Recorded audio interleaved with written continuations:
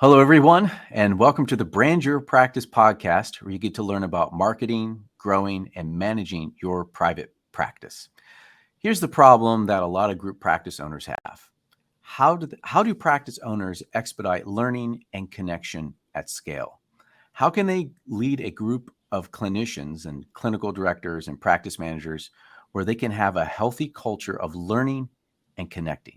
I'm Brent Stutzman, and today we're going to be talking about how group practice owners can expedite learning and connection at scale. And to help me do that is Michael Diettrich-Chastain. Did I get that right, Michael? You got it right. It's great to be Okay. here with you, Brent. Yeah, thanks. All right. So Michael is an expert on peak performance in the workplace and is passionate about helping leaders and teams create company cultures of engagement, sustainability, and purpose. He is the founder and CEO of ARC Integrated, a leadership development and organizational consulting firm based in Asheville, North Carolina. Michael is widely regarded by the various CEOs and leaders he has worked with as the go-to resource for helping to transform the company cultures in which he works. His writings have been featured in Time, Money, Entrepreneur, and the Washington Post. And his first book, Changes, released in 2019 and became an instant bestseller in multiple categories. Michael's mission is to help create and maintain purpose-driven organizations that elevate the consciousness of all involved. Welcome to the show, Michael. Thank you so much, Brent. It's great to see you. Great to be here with you. Yeah. Well, we first met at the Meet Me in Kentucky conference where there's a bunch of group practice owners. They got together to work on their businesses, to work on their practices. And you were the opening keynote speaker. And out of all the other speakers and presentations, your approach to teaching was far more interactive and impactful than all the other speakers. And it's because in some way, you were able to guide 150 of us in that room through a process of learning your content at the same time connecting with one another. So that's why I'm excited to have you on here, because most practice owners struggle how to facilitate learning and connecting as they're scaling their group practices. So I'd love for just to have a conversation around that. So jump in, let's do it. Yeah. I really appreciate it. And thank you for the comments. It's something I'm really passionate about. And so I'm excited to talk with you about it. And at a high level, it's just simply the idea that there's always more wisdom in any group than there is in any single person, regardless of content, regardless of audience, regardless of context. And so in this case, context could be a conference, context could be a group practice, context could be a community. And the idea is that if we can become facilitators of conversation and connection, not only does learning improve, but outcomes improve. And so I'll leave it at that as an introduction, and I'm happy to dive into any aspect that you'd like, Brent. Yeah. So what you had us do, you brought these really interesting connection cards to kind of get us going, because we were meeting strangers for the first time. Right. And is that you created these yourselves because you obviously saw a need for these in kind of a professional world? Because I'll just say a little context. What I loved about these cards is that my wife found these table topics cards, and what she would like to do is bring them to family gatherings and ask these really kind of pointed questions. And then all this stuff would come up, within the family. Right. Sometimes good, sometimes not so good conversations. Yeah. But at some level, we were connecting, right? We were having to talk about things that were sometimes personal, but also really helpful for other people to hear, to kind of give context. So I remember that's how you kicked it off. You had these conversation cards that we were trading and talking and answering the questions to one another. So maybe you could start there as far as creating connection. Yeah. So for those folks that are seeing it on video, this is what they look like. These are the changes cards. It's a yellow box, and they're a card deck of 49 questions. And I'll just give you a couple examples here. They come across different categories. So, this one is nourishment. This is a category, and the question on the back is, what is your self-care routine? And here's another category. This is action. And this one is simply, what's a new routine you'd like to have? And so there's 7 categories, 7 questions per category. And there's a long backstory to this card deck, which is it comes from a book that I wrote, the content, these 7 categories or 7 pillars of our lived experience. The book that comes from this is all about those 7 pillars and how they influence our ability to create change and be adaptable to challenging circumstance. But the card deck we use in all sorts of contexts. And the context that you saw it in, Brent, was at a conference. And the importance of that in my experience, and I'm sure listeners can appreciate this.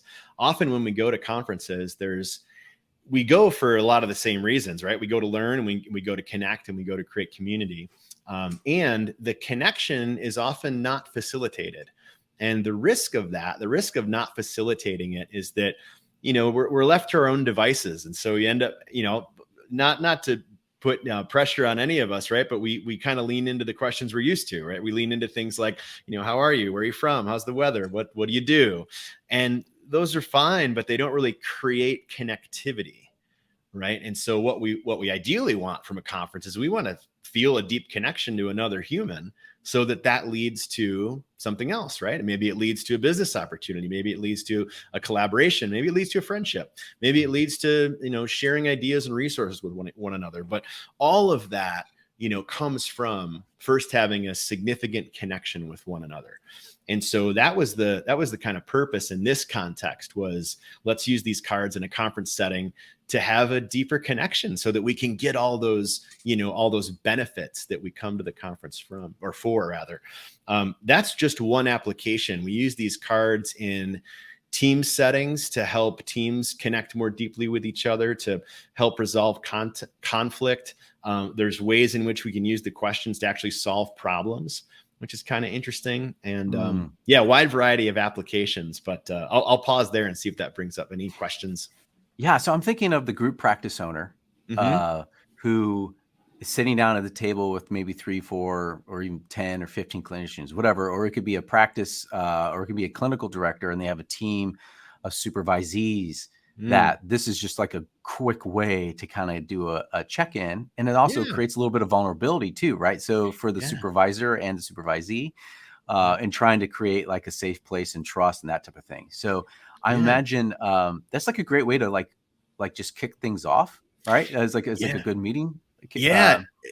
Exactly right. Starter. And we have, and to back up a little bit, our firm, Arc Integrated, we serve private practices. Yes. And we work with a lot of different kinds of companies, small and large, from around the world. And we've got clients meaning companies, where they do some version of what you just described, Brent, at every meeting. And the purpose of that is to drive the normaling of this connection, right? That we're trying to normalize the idea that, hey, the first thing we got to do is connect with one another. And the more frequently we can do that, the more it becomes normalized, and the more benefit we get out of it, the deeper we know one another. And just to create a little kind of science behind the rationale for that, at face value, you might think, well, that sounds nice, and that sounds like a fun thing to do. When I say science behind it, what I mean is that, the effectiveness of teams and of company cultures has really been deeply studied. And there's very clear science behind what are the predictors of the most effective teams in the world. And when you look at that research that dates back to the 90s, so you're talking, decades of research, which has been challenged along the last few years. It's consistently the number one predictor of effective groups is what's called psychological safety, which is everything we're talking about. It's, do I feel connected to my fellow teammate? Can I show up and have my ideas, seen, heard, and felt? Can I be myself in the environment? These are all ingredients of psychological safety. And so you could make the argument that, using a question deck like the changes cards is a way to tap in to increasing psychological safety, thus increasing the effectiveness of that particular culture or team. Yeah, because you're creating a culture. I mean, this is huge, because I think practice owners struggle with, like, how do we create culture? And the culture of creativity and the culture of learning. What the topic is that this is what they do. And I also think this is powerful for when you're recruiting people to join your team as well, is that there might be some interesting kind of interviewing where you can Yeah. even use these questions. Like, so it's in the final part of the interview, right? So you bring Yes. before a few people on your team. You start off by opening these questions. I'll share this one thing. I was part of one of my wife's interviewees. I joined the clinical director, and Oh, they're all play therapists, oh, and okay. so like they're like, okay, we're gonna play a game. She blew up a balloon, and she's like, I want you to share like one thing about yourself, as maybe it's self care or like things you like to do for fun, right? And so we would just Yeah. hit the balloon around, and we just had to like share. And I was Yeah. like, oh my goodness, it's like I love that you're connecting through play. But those are play. They live that world, and I love that world, and it was fun to Yeah. I love that. kind of experience that connection Totally. Yeah. I love that with this example. total stranger. And we got to know that person pretty fast, like pretty Yeah. quick, just with a simple game. Hmm. But Hmm. the other thing you did though, so after you had us connecting, the thing that you would do is you would share your different aspects of your presentation, and then you would pause and say, okay, so we're just going to take a few minutes and you're going to just do some self-reflection, right? So the question was like, what did you learn, or something like that? And we Hmm. had to take some time to write it down. And then you kind of brought us through these different stages of sharing knowledge with one another. It was like we wrote it down, and then it was like share it with the person next to you, or some like that type of process. And then Hmm. you would, uh, what from our conversation we had before is like you would mine the knowledge as the group. You would take all that knowledge and start putting it together. So I was so intrigued by that. And it was so formulaic and wonderfully formulaic. And it just got that whole, again, I want people to realize, like, imagine Michael up there working this conference room of 150 people and just having mastery over it. But we were all connecting and having really good conversations, and we were taking really valuable things that we wanted to implement in our own businesses. So I would love for you to kind of walk us through that whole process and share that. Yeah, thanks for asking, and thanks for that summary, Brent. Well done. You were paying Yeah, attention. That's great. I learned. You did. Yeah. Yeah, so all of that you could just describe as experiential learning, which myself and our team were very, very strong advocates for. And part of that is the science of adult learning tells us that, when we have those ingredients at play, that we learn further faster. And in the ingredients of reflection, sharing with a small group, and then sometimes maybe having some kind of output that, and I'll elaborate on that. And then the third ingredient, bringing that output back to the large group to share so that the entire large group benefits. Examples of outputs that you might task a small group with would be, hey, everybody share your idea and then come up with your top three, ideas amongst your small group. Or you might say, what are the influencing ingredients that you all, came up with? And so you can task small groups with bringing something back so that the large group can learn as well. And what I find is that like you said, you can do that with 150 people. I've done that with more, I've done that with 200, 300, 400 people, or even larger. I was with a group of, was it like 600 to 700 a number of months ago, and we did a bit of that, a bit of a version of that. And obviously, the size of the group necessitates a little bit of a different intervention, but it can absolutely be done. And it's again, it kind of assumes this first predisposition, which is there's more wisdom in the group than there is in any single one person. How that might apply to group practice owners, so taking that out of the context of the conference and thinking, well, how can I as a practice owner do that? Well, you can do that in your team meetings. You can do that to solve problems within the group itself. And so, you imagine like a typical, well, let me ask you, Brent, let's play with this. What would you say is a typical challenge that group practice owners are faced with? Usually things around like cleaning offices.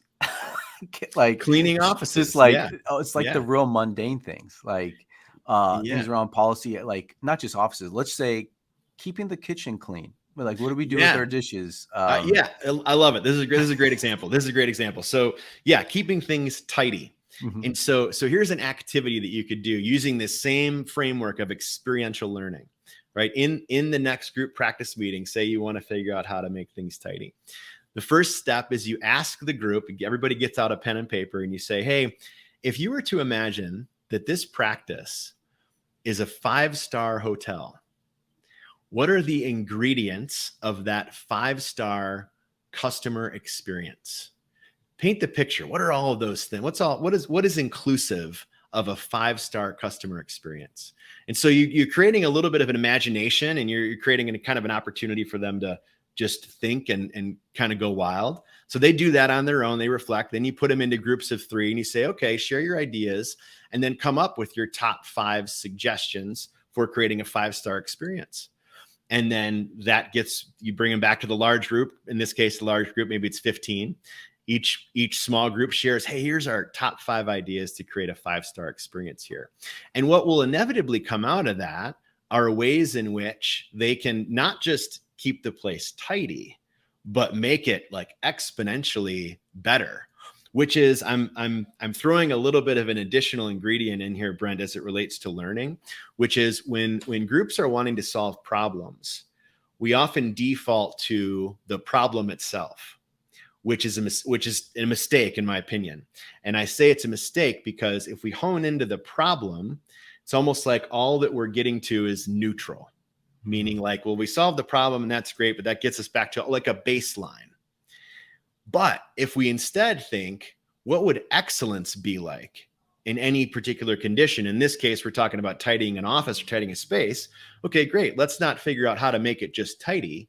Let's figure out how to make it amazing. Mm-hmm.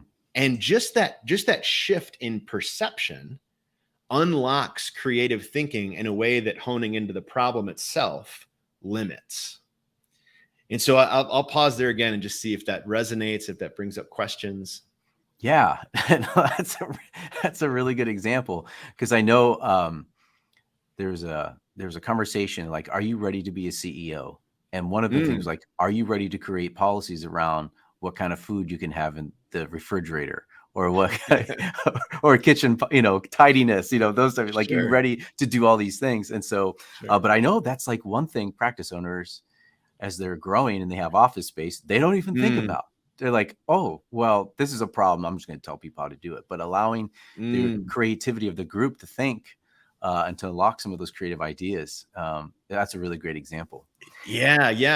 Let me give just a vote of encouragement for anybody listening, which is maybe contradictory to a common belief. And commonly, when I say in leadership, a common belief is that leaders have to have the answers, or that leaders have to decide and then disseminate, right? We got to decide and we got to tell everybody. That mode of leadership, I would say, is outdated and it's not only outdated, but it's not as helpful. And the results you can get from it are not as dynamic. And so it goes back to what we were talking about with the experiential learning, that if we start with, one option is leaders have to have all the answers. But the opposite of that is, well, what if the answers can actually come from a co-created experience? So maybe leaders, instead of bringing answers, they're bringing in questions, and they're bringing in direction, and they're bringing in a facilitated exercise. But the outcome or the answers are really coming from the wisdom of the group. Mm-hmm. And so I just want to give a vote of encouragement for, any leader that's listening. And it gets back to this: how do we learn and create connection? Well, the way that we do that exponentially is that we create opportunities to share knowledge rather than assuming we need to have it all ourselves. Mm-hmm. Yeah, that's a great example. Well, before we get on, because I did have a question related to one-to-one conversations with practice owners, having one-to-one conversation with their clinicians or clinical directors. And you guys have to solve a problem, or there's like around a learning experience, and maybe it's around problem solving. But first, I want to share with our listeners today, before we move on, I want people to know about something called Therasas. It's a new software that will supercharge your intake system. Many practice owners have an inefficient system for capturing, qualifying, and scheduling new clients. They struggle to keep up with the demand of new appointment requests, and these new client leads often fall through the cracks. Even worse, in the moment of need, that client lead reaches out for help, and they never may hear back from that practice. This is why I designed Therasas. It was something that my own practice owners were struggling with as the demands of new client leads were coming in. TheraSAS is a powerful HIPAA-compliant software to organize all new client appointment requests using website forms, automation, and messaging, so you can instantly connect and qualify new clients, easily manage waitlists, and track every step in your intake process with real-time analytics. It's said that the riches are in the niches and the fortune is in the follow-up. TheraSAS was specifically designed for the follow-up process. It has empowered solo practice owners to grow quickly and group practice owners to supercharge their intake team. So getting started is simple. The first step is just to go to therasas.com. That's THERASAAS.com and sign up for a demo and a free trial. In step 2, if you decide that TheraSAS will grow your practice, then we'll sign you up. TheraSAS takes 1 hour to implement and 1 hour to train your team. In step 3, you can confidently know that new clients are being communicated with quickly and are not falling through the cracks. So being known as a practice that provides the best care starts at the very beginning when someone reaches out to you for help.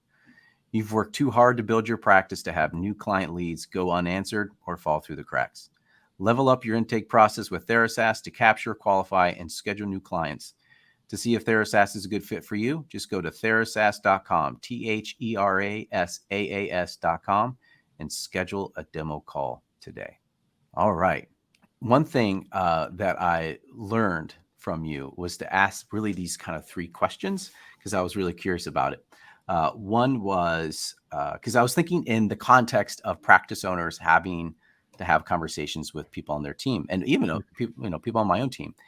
And it was the 3 questions are: what did you learn?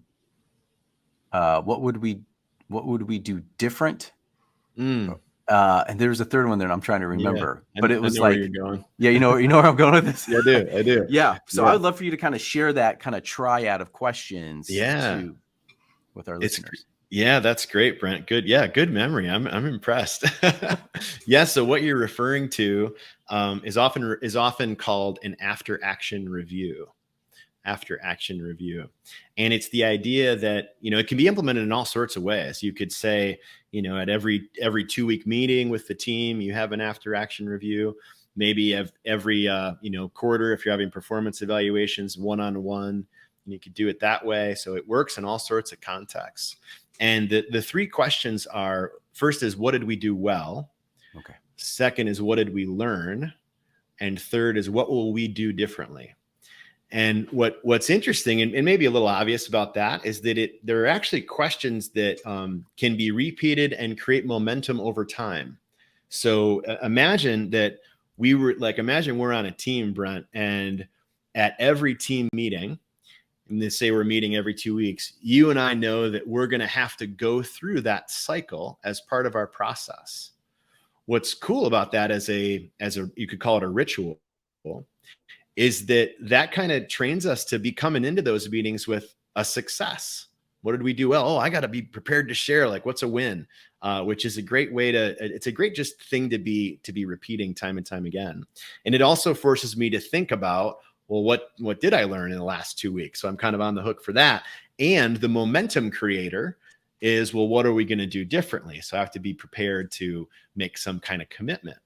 Mm-hmm. And the other nuance that's kind of interesting here is that you can frame that after action review in the context of we, or you can frame it in the context of I. So what did I do well? What did I learn? What did I do differently? And depending on what challenge you want to tackle or what the context of the meeting is, it may be helpful to use we. It may be more helpful to use I. Sometimes it's helpful to actually do an after action review both with I and we in the same meeting, because you want to understand what are people recognizing as a strength, a learning, and opportunity in the group, and you want them to understand their contribution individually. So there's value in both directions. Now, I want listeners to be thinking this is great for practice owners, but also clinical directors or anyone who's providing supervision. I also know, like, marriage and family therapists and others, like, you have to have live supervision hours or like live experience, right? So 2-way mirrors and things like that. I know my wife started a program where they call it a pod, and there'd be 3 people, and each will take an hour and work with a client with a two-way mirror, and then they'll come back and review things. So Yeah. as you are having to observe, those are some really great questions. I think kind of like pocket questions that you could just bring up, and then those people know what you're going to be asking, so they can be formulating their own answers as well. So Yeah. Great application, man. That's a really cool example. And that's the neat thing about this as a tool or a method, is that it is so flexible. mhm. You can use it in all sorts of scenarios. And so, yeah, I love that scenario. Yeah. And it makes me think about the supervision that I had. So I don't know if I mentioned this to you, but I actually still hold a license in North Carolina, but I did clinical work for years. Wow. And went through that whole process of supervision with many hours. And it would have been neat to utilize the AAR then. And so, yeah, for any supervisors listening, could be a resource. Right, because the supervisors, they're not all trained the same way, and so Right. even if they have very little training, or they're thrown into a supervision type of experience, like Mhm. scenario, that these would just be 3 questions they could easily use to bring a lot of value to that supervisee experience, I think. Yeah. Um, Yeah. Great point. yeah, so I just love those questions, and even as I'm doing, as I'm working with clinicians, and even I'm thinking about when I do my own speaking, like the way I'm thinking about teaching now has really been radically changed by experiencing you at that conference, Oh, and just good. kind of watching you do what you're doing. Cause I knew it's like, this is different from any other conference speaker that I've been to. Cause it's usually just kind of sit in your seat and you just take information with very little time to reflect and to share. So like, I think if I was to do speaking engagements, or I do, but to do more at that scale, always incorporating moments of reflection, almost sort of like a little bit of a after action review type of thing. Yeah. But even like real time then afterwards too. I don't know. I just thought that was really helpful. And it only takes a few minutes. Like it's not like, Yeah. it doesn't take a long time either. That's the cool thing, and there's so many great things about experiential learning, but Mhm. to your point, it's almost like an accordion model, right? Like you can shrink it down and make an experience very quick, where you're asking an audience or a group to reflect, to share, and to report out. And that can happen in 90 seconds. Yeah. Or you could really expand it out and have it be a whole activity that might take 30 or 45 minutes. And so it's and everything in between, right? It's really flexible. So I'm curious, the goal of our conversation today is how group practice owners can expedite learning and connection at scale, because they Mhm. have to. They have to, because they're only one person, or they have to be able to equip their team to be able to do this as well. So I'm curious if there's anything else you'd like to add to this conversation that we had today. Yeah, I thank you for asking. I would say two things. To your point that leaders need to do it as they grow, but I would also add to that as businesses grow, that's a great reason to leverage the wisdom of the group.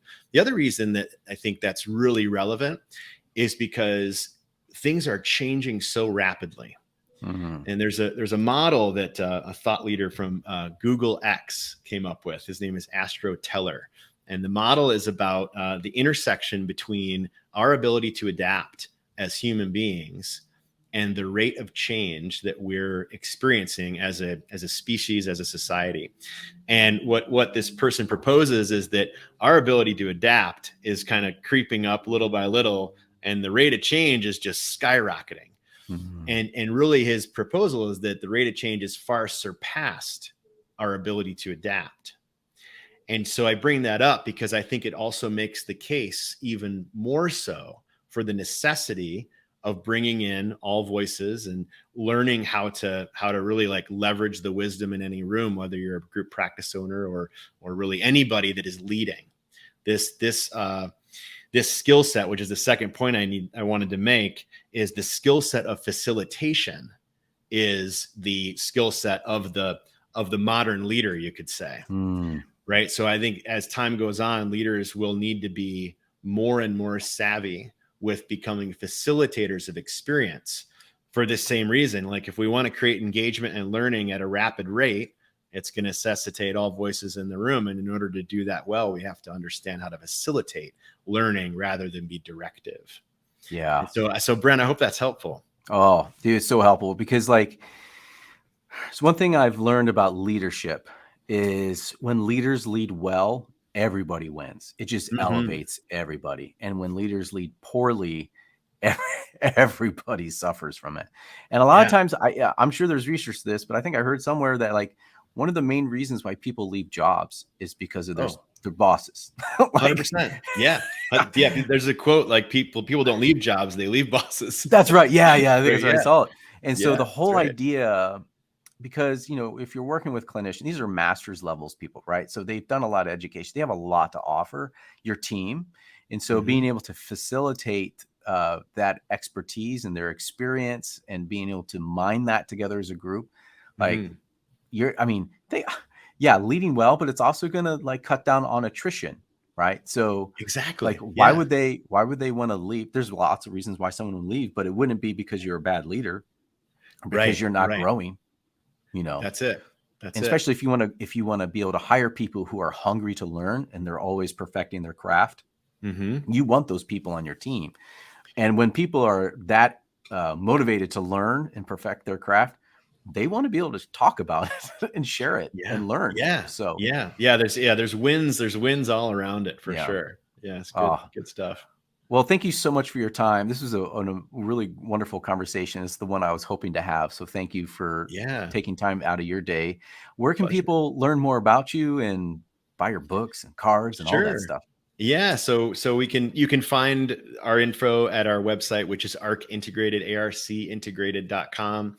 And I'll throw this gift out there as well, which is we have a leadership quiz that we developed. If listeners are curious to kind of get a report back about how am I doing as a leader, where are my strengths, where are my opportunities, they can go to arcintegrated.com/quiz. And there's a free quiz there for you to take, and you'll get the report back. And we find that people tell us it's helpful and insightful. And there's always an opportunity with that to connect for a call too. If you wanted to take that conversation further, we're always happy to do that. Oh, wow. Yeah. Well, thank you so much. And please go check out those links, buy those cards because, man, it was really something, man. So I'm just so glad you took time to hang out because I was like back there and I'm like, oh man, I want to talk to Michael more. And so I'm glad we were able to have this conversation. So thank you so much. Yeah, this is a ton of fun, Brent. Happy to connect anytime. All right. Well, everyone, thank you for listening. All the content on the Brand Your Practice podcast and the website and other media reflects my own opinions and should not be taken as legal advice, financial advice, or investment advice. Please seek out the guidance of a professionally trained and licensed individuals before you make any decisions. And some of the links in the descriptions may be affiliate links. All right, folks, thanks for listening. If you found the conversation useful, subscribe to the podcast and please join me on the next time for the Brand Your Practice podcast.